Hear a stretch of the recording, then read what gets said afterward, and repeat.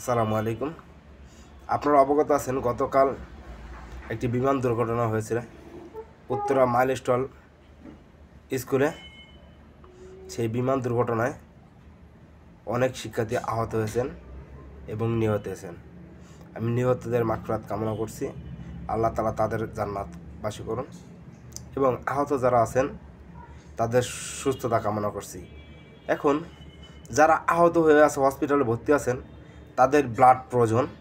সেই ব্লাড দিতে বাংলাদেশ ছাত্রলীগের কর্মীরা যান। সেখানে ইউনুস পেটুয়া বাহিনী ইউনুসের মেটোক্লাস ডিজাইনে বাংলাদেশ ছাত্রলীগের নেতাকর্মীদের উপরে হামলা করেন। এখন বাংলাদেশের জনগণের কাছে আমার একটাই বিচার রইল, একজন অসুস্থ আগুনে পোড়া মানুষটাকে বাঁচানোর জন্য বাংলাদেশ ছাত্রলীগ তার নিজের গায়ের রক্ত ডোনেশন করতে গিয়েছিলেন। সেখানে একটা মানুষের প্রতি একটা মানুষের ভালোবাসা, সেখানে বাংলাদেশ ছাত্রলীগের কর্মীদের উপরে কেমন করে হাত তোলে এবং তাদের মেরে পুলিশে দেওয়ার চেষ্টা করে। সেখানে বিমান বাহিনীরা তাদের হাসপাতাল ভর্তি করে তাদের চিকিৎসা দেওয়ার ব্যবস্থা করেন।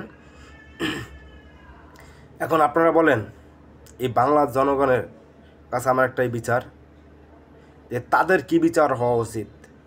বাংলার জনগণ পারে না এমন কোনো কাজ নাই। 69-এর গণঅভ্যুত্থান করেছে বাংলাদেশের জনগণ, 71-এর মুক্তিযোদ্ধা করেছে এই বাংলাদেশের জনগণ। বাংলাদেশের জনগণ 52-এর ভাষা আন্দোলনে জীবন দিয়ে এই দেশের ভাষা রক্ষা করেছেন।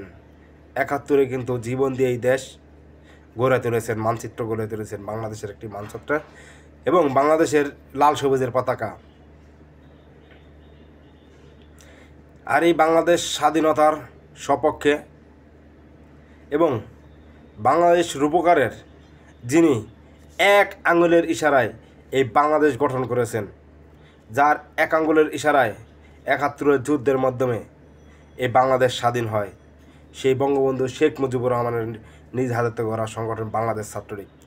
আর এই বাংলাদেশ ছাত্রলীগের নেতাকর্মীদের উপরে যেই নির্মম অত্যাচার করা হয়েছিল ওই ব্লাড ডোনেশন করতে গিয়ে, এর তীব্র নিন্দা ও প্রতিবাদ জানাই। আমি সারোয়ার হোসেন জীবন, বাংলাদেশ ছাত্রলীগ ঢাকা মহানগর দক্ষিণ ছাত্রলীগের ভাইস প্রেসিডেন্ট। আমি নিজেও প্রস্তুতি ছিলাম ও পজিটিভ ব্লাড দেওয়ার জন্য। আপনারা ইতিমধ্যেই জানেন আমি 31 বার ব্লাড ডোনেশন করেছি, অথচ একবারও কিন্তু আমার কোনো আত্মীয় বা আমার